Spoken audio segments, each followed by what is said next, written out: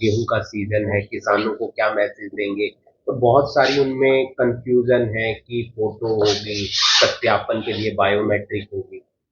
देखिए, सबसे पहले तो मैं किसानों को इस बात की बधाई देता हूँ और शुभकामना भी करता हूँ कि एक नई फसल जो इस समय आती है और फसल पकनी शुरू हो गई है।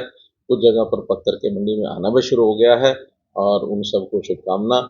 और मैं समझता हूँ कि जैसे मौसम बीच बीच में कभी कभी करवट बदल लेता है, तो इस मौसम का थोड़ा सा और यानी एक प्रकार से खराब ना हो और वो फसल काट करके सूखी फसल और मंडी में लेकर के आए। मंडियों में सब प्रकार की व्यवस्थाएं तैयार हैं, बना दी गई हैं। चाहे मंडी के अंदर एंट्री गेट पास है अथवा मंडी में खरीद है, उसके बाद धुलाई है, वहाँ से फिर आगे गोदामों में भेजने का काम है। सब मार्केटिंग बोर्ड ने सारी व्यवस्था तैयार कर ली है, किसी प्रकार की कोई कठिनाई नहीं आएगी। सर, राघव चड्ढा कह रहे हैं कि अब मैं सैलाब बनकर आऊंगा। आपके ही हैं, जैसे आप लोकसभा में, वो राज्यसभा में, तो उन्हें उपनेता हटा दिए। किस तरीके से देखते हैं आम आदमी पार्टी की इस राजनीति को आप? देखिए, पहली बात तो यह है कि वो आम आदमी पार्टी का अपना अंदरूनी विषय है, मुझे बोलने का अधिकार नहीं है।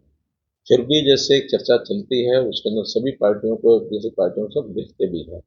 पार्टियों में डेमोक्रेसी होनी चाहिए, पार्टियों में सबको अपनी बात कहने का अधिकार होना चाहिए। ये कहीं भी कोई अड़चन ना लोकसभा में आती है ना राज्यसभा में आती है। लेकिन इंटरनली जिन पार्टियों के अंदर बहुत से विवाद चले रहते हैं और वो किसी दूसरे नेता को बनने देते नहीं है, वो कांग्रेस भी ऐसी है, आम आदमी पार्टी का भी बहुत बुरा हाल है।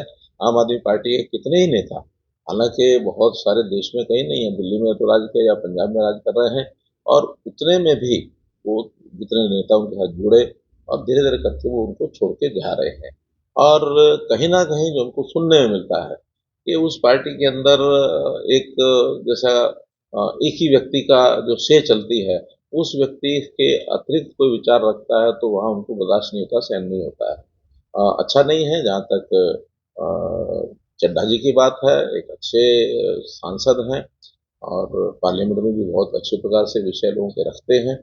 अब वो ठीक है कि विरोधी दल के नाते से एक विचार भिन्नता या विरोध करना वो सब पार्टियों का अपना एक अधिकार भी है, वो करना है, कोई दिक्कत नहीं है। हम उनकी उठाई बातों का उत्तर भी सबका देते हैं, लेकिन उनके विवाद के कारण से आगे क्या होता है उनका अपना इंटरनल मामला है, उसके बारे में चंडीगढ़ में बीजेपी कार्यालय में जो ग्रेनेड ब्लास्ट हुआ है, आईएसआई कनेक्शन माना जा रहा है, तो इस पर आप क्या समझते हैं, क्या हो रहा है? जहाँ तक उस ग्रेनेड के फटने की बात है, बहुत ही निंदनीय वो विषय है।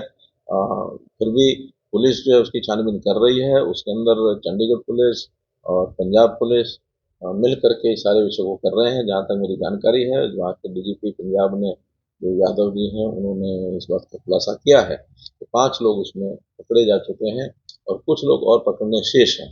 और उनसे सब बातें जब बोलेंगे, वो बताई जाएगी, तो सबका पता लगेगा कि किसकी किसके शय पर ये हो रहा है, क्यों ये कर रहे हैं, उसका उद्देश्य मकसद क्या था। लेकिन ये जो घटनाएं हैं ये पंजाब में होती रही हैं, वो तो हम ध्यान करते हैं, लेकिन चंडीगढ़ में ऐसी घटनाएं होना ये बहुत ही चिंता की बात है। चंडीगढ़ अपने आप में एक केंद्र शासित प्रदेश है, दोनों प्रदेशों की राजधानी भी है, तो चंडीगढ़ एक ऐसा शांतिप्रिय शहर है और मैं समझता हूँ ये घटनाएं वहाँ इसको कोई भी उचित नहीं ठहरा सकता। उनके खिलाफ कार्रवाई करने का काम जरूर पुलिस करेगी। पंजाब के आरती एसोसिएशन हरियाणा के मुख्यमंत्री नैब सिंह सैनी से मिली है, उनकी कोई मांगे थी काफी लंबी। इनकी पंजाब आरती एसोसिएशन, हाँ, देखिए पंजाब के साथ हमारा संबंध है, बहुत पहले का है, और मैं हरियाणा के जो मुख्यमंत्री हैं नायब सिंह सैनी, उनको इस बात के लिए बधाई भी देता हूँ कि वो लगातार हरियाणा तो खैर रहते ही हैं, लेकिन साथ में पंजाब में भी स्थान स्थान पर जाकर के दौरे भी कर रहे हैं। और पंजाब के लोगों का विश्वास अब भारतीय जनता पार्टी की ओर बढ़ा है। वहाँ के किसान पिछले दिनों मेरे पास भी आए थे और कुछ उनकी समस्याएं थी, वो बातचीत करके गए हैं। 2-3 डेलीगेशन मिल चुके हैं और जगह जगह के लोग हम तो निमंत्रण भी दे रहे हैं। लेकिन आगे जैसे धीरे धीरे चुनाव आएगा तो चुनाव में गतिविधियां और तेज होंगी। और नायब सिंह सैनी जी भी बहुत हमारे कई रैलियां कर चुके हैं। अभी भी जहाँ से भी कोई मांग आती है वहाँ जाते हैं, बात करते हैं। और पंजाब बहुत सी पार्टियों को सबको देख चुका है, कांग्रेस को उन्होंने देख लिया, आम आदमी पार्टी को देख लिया, अकाली दल को देख लिया। अब चर्चा एक ही है कि हम इस बार भारतीय जनता पार्टी को देखेंगे, क्योंकि देश में सबसे बड़ी पार्टी के नाते से सबसे ज्यादा राज्यों में अगर आज कोई शासन किसी का है तो भारतीय जनता पार्टी का है। तो पंजाब के लोग भी इस बार बहुत कुछ परिवर्तन लाने की एक मन में उनसे विचार बना हुआ। 5 राज्यों के चुनाव है सर, आपकी क्या तैयारी? आप भी कहीं जाएंगे तो फिर बिगुल तो बच चुका है। 5 राज्यों में भारतीय जनता पार्टी की पूरी तैयारी है। देश भर के जो कार्यकर्ता हैं अलग अलग प्रदेशों में जिनकी ड्यूटी है वो जा रहे हैं। मुझे भी 12 तारीख को वहाँ जाना है कलकत्ता बंगाल में, और बंगाल में कुछ स्थानों पर कार्यक्रम होंगे, उनको फिर चलना है। सर करनाल के लिए क्या कुछ नया ला रहे हैं?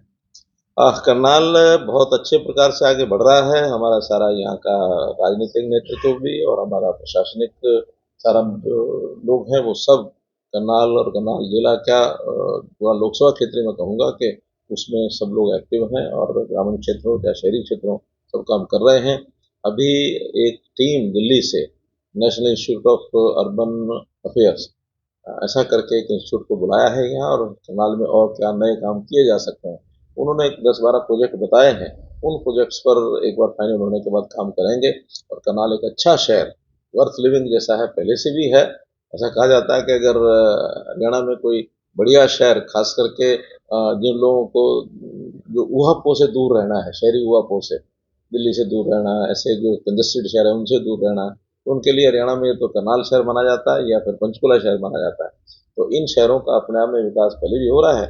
फिर भी यहाँ जैसे नया बाईपास बन रहा है, नए जैसे नए सेक्टर बनाने की बात भी एचएसपीसी कर रहा है। यहाँ इंडस्ट्री के लोग भी अपने आप में आगे बढ़ने के लिए तैयार हैं। यहाँ की कुछ मार्केट्स में भी अदल बदल किया जा रहा है। यहाँ की क्लॉथ मार्केट जैसे मुझे बताया गया सेक्टर 37 में उनको एक नया स्थान वो ले रहे हैं, तो वहाँ निकलेंगे। डायरेक्ट फ्लाई ओवर जो है वो भी बन रहा है रेलवे रोड के ऊपर। तो ऐसे जो सारे विषय शहर के नागरिक को एक अच्छा जीवन सुखी जीवन व्यतीत करने के लिए ईज ऑफ लिविंग के नाते करनाल बढ़िया शहर है, और भी जितने प्रोजेक्ट आएंगे उनको सबको करें।